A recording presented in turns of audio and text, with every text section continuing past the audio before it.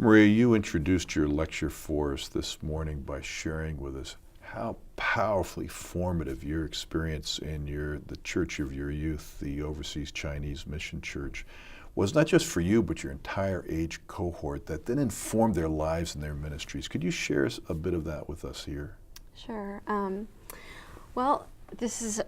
one of the largest Chinese churches in Manhattan, and it had its roots it was begun in the 1960s, and as a small church that took a risk to buy a building on the north side of Canal Street, which was at that time very Italian and Irish. And it basically took a risk to say, by faith, we're going to make an impact for the gospel in the community. And it stretched the boundaries of Chinatown, and it essentially opened up a place that became home for both the people living locally, physically in Chinatown, and those who came from New Jersey, Long Island, and Connecticut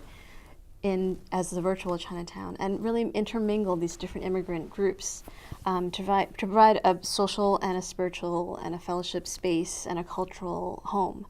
Where in the 80s, during the time where we were formed, there were a lot of gang activities and all kinds of complicated things going on, and the church became this haven for us, but also in the kind of mixing of all these things, we were formed to really be challenged to be serious about our faith and how it marked the rest of our lives. We had a youth pastor who was actually Caucasian, and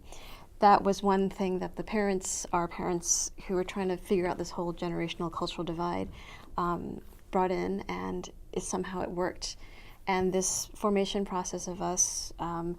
coming from Chinese families, but then interacting with a Caucasian person who knew the Western or the American perspective, there was some kind of synergy that has now created a legacy of